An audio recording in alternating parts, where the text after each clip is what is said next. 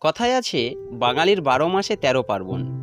তবে জামাইকে কেন্দ্র করে বাঙালির এরকম একটা পার্বণ মাথাচাড়া দেবে তা হয়তো বাঙালি কখনোও ভাবতে পারেনি। পেটুক জামাই আর ব্রতী শাশুড়ির জামাই আদরের বিষয়ে আপনারা কমবেশি সবাই জানেন। এই দিন শাশুড়িরা জামাইয়ের কল্যাণার্থে পুজো দেন এবং জামাই আদর করার পর তবেই খাবার খান।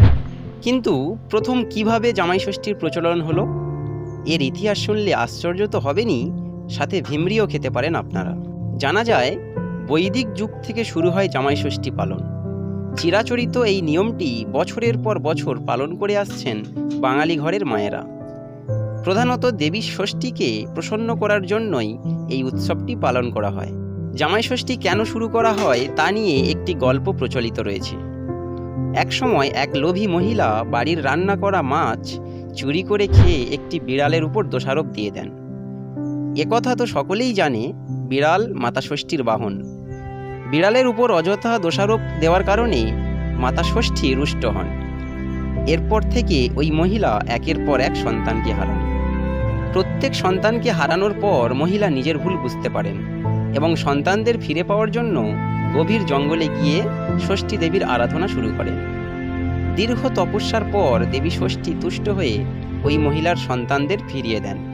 সন্তানদের ওই মহিলা ফিরে পেলেও চুরির অপরাধে বাপের বাড়িতে আসা চিরকালের জন্য বন্ধ হয়ে যায়। দিনের পর দিন বাপের বাড়ি যেতে না পারায় বাপের বাড়ির মানুষদের দেখার জন্য ব্যাকুল হয়ে ওঠে ওই মহিলাটি। অবশেষে মেয়েকে দেখার জন্য তার বাপের বাড়ির সকলে ষষ্ঠী পুজোর দিন জামাইকে নিমন্ত্রণ করেন। এই ঘটনার পর থেকেই জামাই ষষ্ঠীর প্রথা চালু হয়। মেয়ের আড়ালে জামাইকে আদর যত্ন করার নাম হলো জামাই ষষ্ঠী।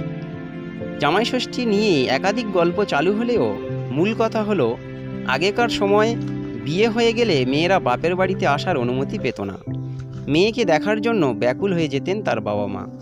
মেয়েকে কাছে পাওয়ার জন্যই জামাইকে আদর যত্ন করার জন্য একটি দিন ধার্য করে নিতেন তারা। জামাই আদরের পাশাপাশি মেয়েকেও কাছে পেতেন তারা।